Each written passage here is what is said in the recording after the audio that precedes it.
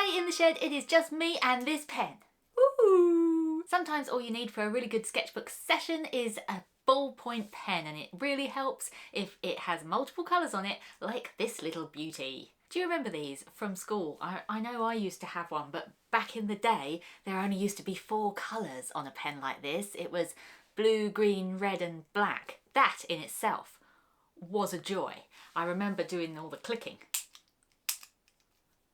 This one takes it to a whole new level. It has 8 colours in this, which just blows my tiny mind. And also it has this little fellow on the top of it, which is no doubt some popular character from something which I am not in the loop about.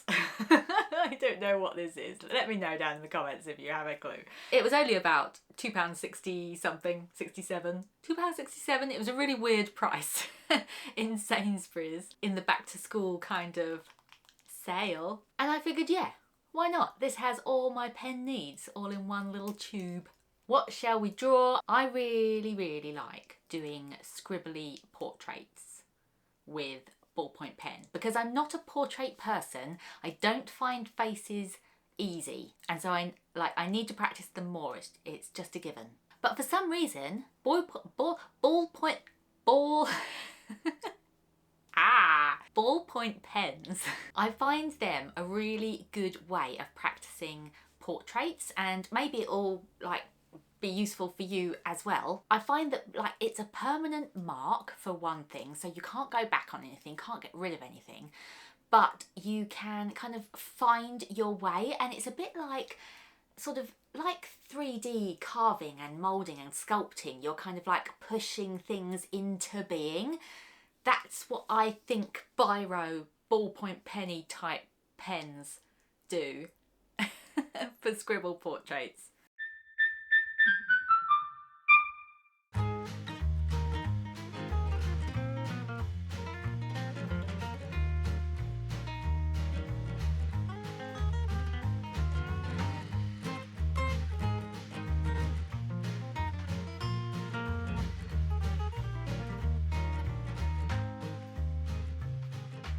So not only do I love yellow for underscribbling generally, because I love that kind of underglow that it provides later, but it's also the lightest colour that's in this pen, so I'm using it first for my roughest sketching. You'll see as we go along that this whole process is effectively all rough sketching. This is not an exercise in precision. But these first warm-up strokes, where we're breaking up the blankness of the page and getting our hand moving, well, it's daunting laying down a permanent mark, so a lighter colour helps ease us in. If I were only working with a 1-colour pen, I would simply be starting off with a very light pressure to make my first sketches, and then using firmer pressure later on.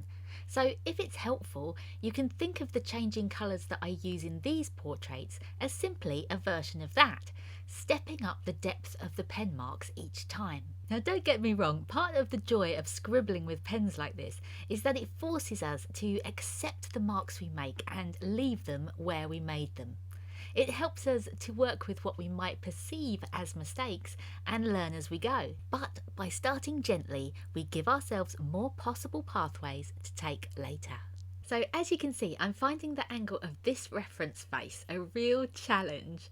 I knew it would be, which is why I picked it to practice with. At the time when I was drawing this, I knew I had a bit too much space between those eyes, but I wasn't too sure how to fix it in that moment, and I was more distracted by the bizarre chin and cheek angles that I was drawing, so I focused on trying to work with them instead. You can see the multiple lines on the right side of the face. Well, that right there is art confusion in action. And when it came to defining the left side of the face, well, I struggled again, and it all got rather boxy for a while. I did enjoy sweeping some hair on though, as it helped me to get a better sense of the whole head, and I could just let my hand whoosh around for a bit.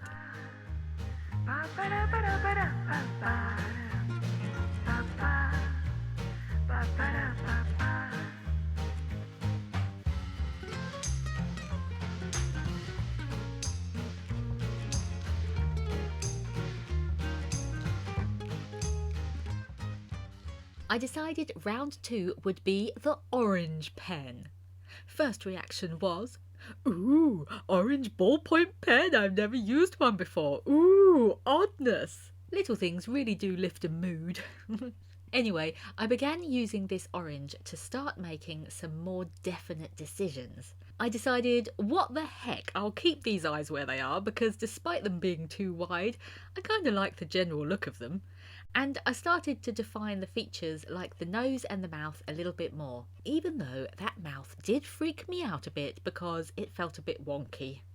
I rounded off the left side a bit and started adding some neck because for some reason I'd not bothered with that much in the yellow bit. I don't know why.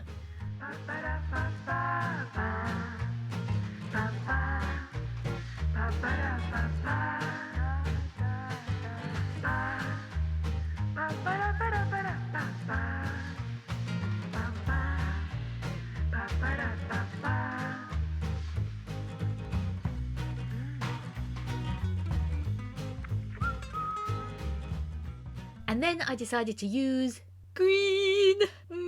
Yeah, I mean, I'm not too sure what I was thinking here. I felt like it was a bold but exciting choice at the time, and as I went along, that feeling fizzled just a smidge because, well, I mean, she looks a bit mouldy, doesn't she?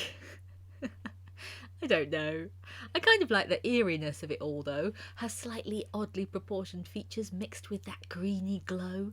There's something unsettling there, but it's all good. I did some bigger chunks of scribbly shading and just accepted what was happening as the practice that this was.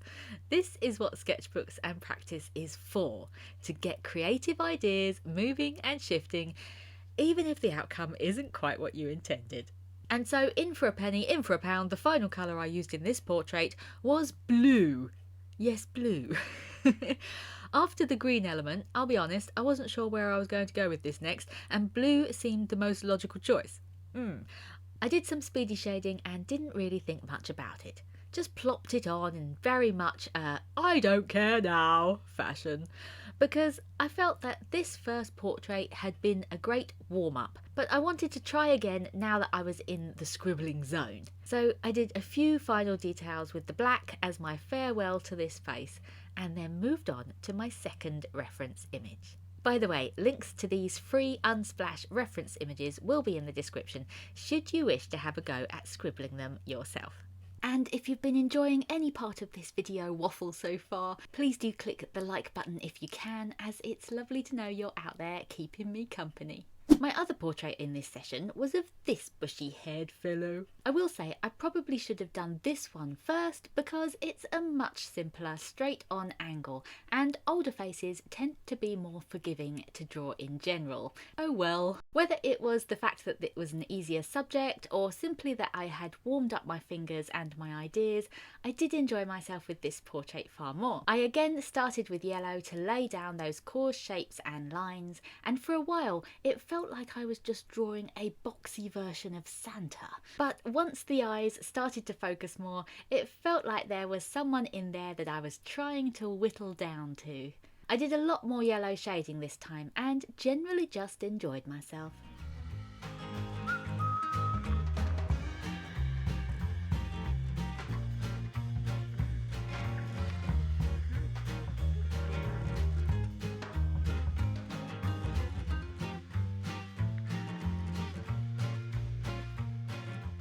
Now my second colour here was light blue, and you might think I hadn't learned my lesson from Greengate, but stay with me here. I do actually stand by this decision. I think it turned out okay. At first it just looks like I've given him frosty eyebrows, but it does all work out alright in the end, I promise.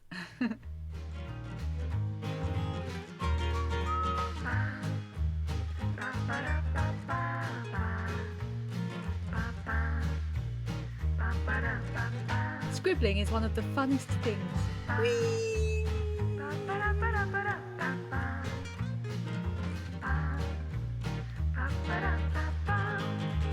After blue, I moved on to a pinky purple colour, and again, you may be wondering, what, Gemma, why?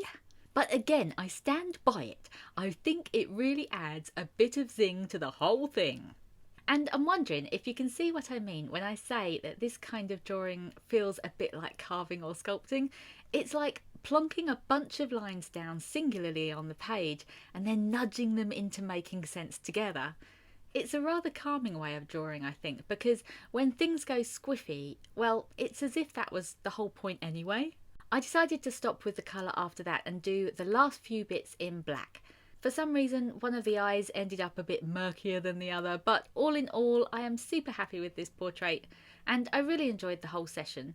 I only spent roughly 30 minutes on each portrait, so it felt like a fun and relaxed hour of random wibbly scribbliness, and it was also useful practice. Let me know if you like drawing with ballpoint pens and if you enjoy a scribble or not. Would you try a scribbly portrait? Remember, if you ever create anything inspired by one of these videos, I'd love to see it. Do tag me on Instagram @GemmaThePen and say hi. Thanks so much for watching, keep making happy, and I'll see you next time.